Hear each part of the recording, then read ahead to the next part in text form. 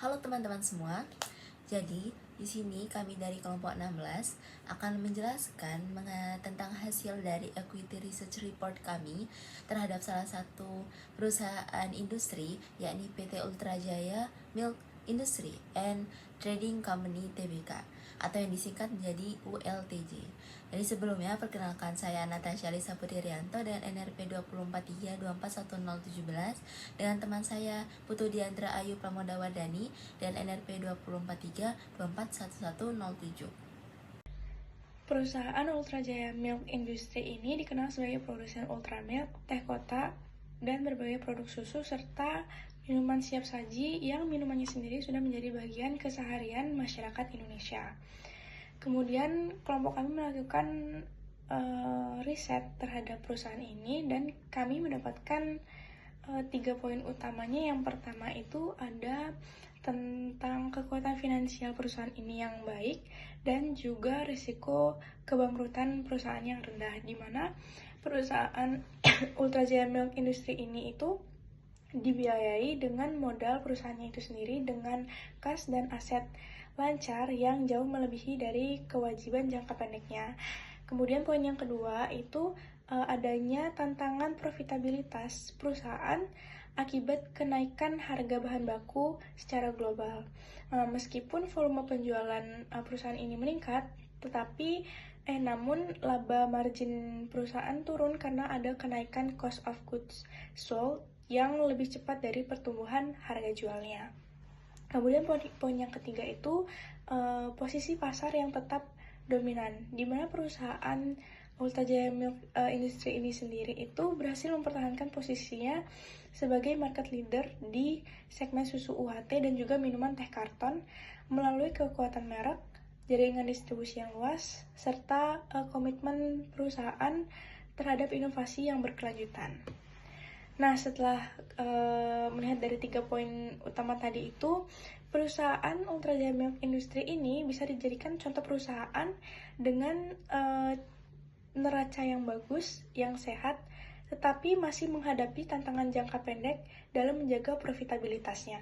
PT Ultra Jaya Milk Industry ini adalah salah satu produsen makanan dan minuman terbesar di Indonesia yang berfokus pada memproduksi susu dan minuman siap saji dalam kemasan aseptik.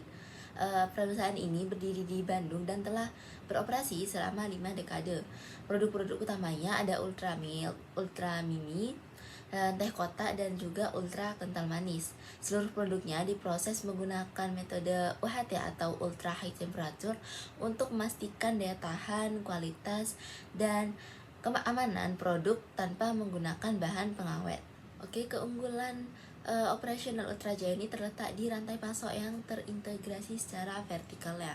Mereka memiliki anak usaha seperti PT Ultra Peternakan Bandung Selatan dan juga PT Ultra Sumatera Dairy Farm yang berperan untuk produksi susu segar berkualitas tinggi.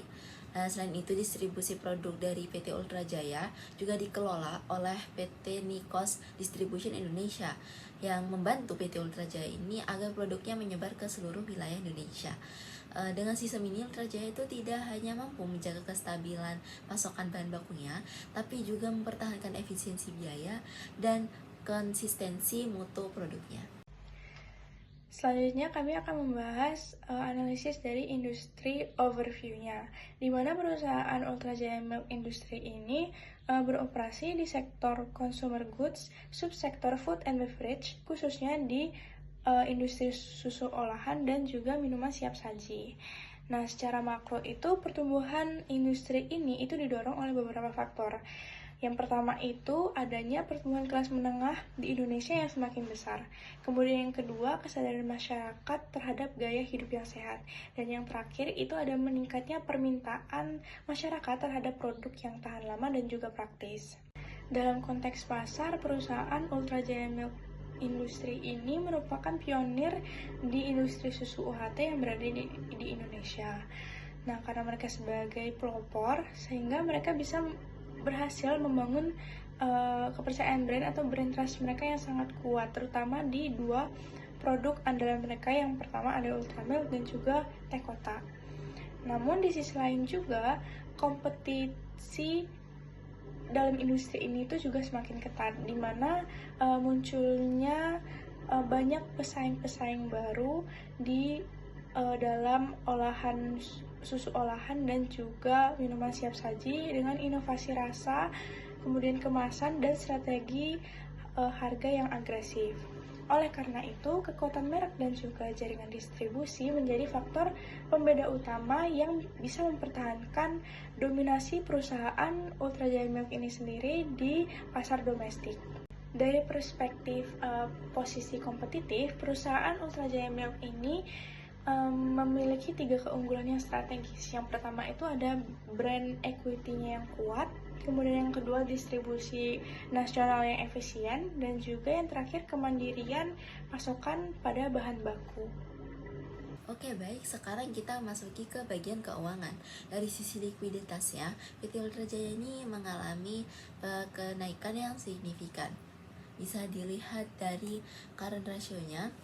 Dari current ratio ini, PT Ultra Jaya mengalami kenaikan dari yang pertama 2021 itu dengan angka 2,51, lalu mengalami penaikan di 2022 mencapai angka 3,29, di 2023 mencapai angka 4,06 kali, dan di 2024 mencapai angka 7,37. Dan lalu ada cash ratio.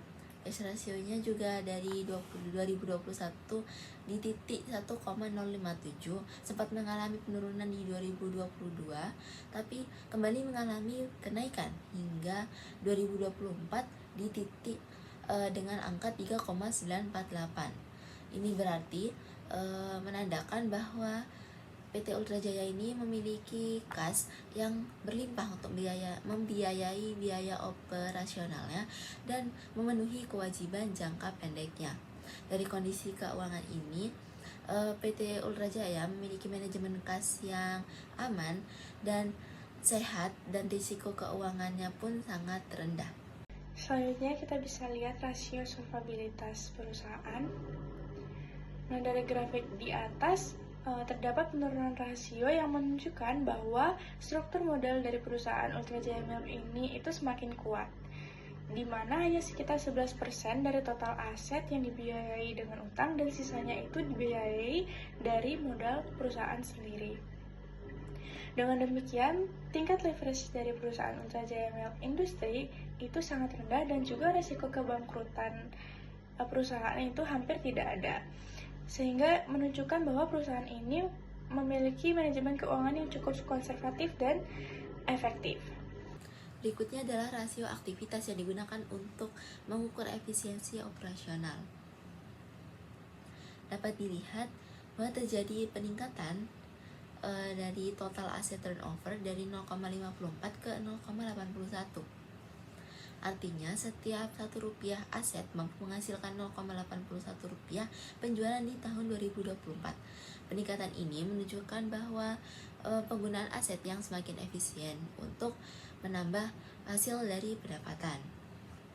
Meskipun terjadi penurunan di ITO atau Inventory Turnover pada tahun 2023, yakni mencapai titik 3,14, akibat penumpukan stok, angka tersebut kembali naik di 2024 mencapai titik 3,24 seiring peningkatan volume dari penjualan.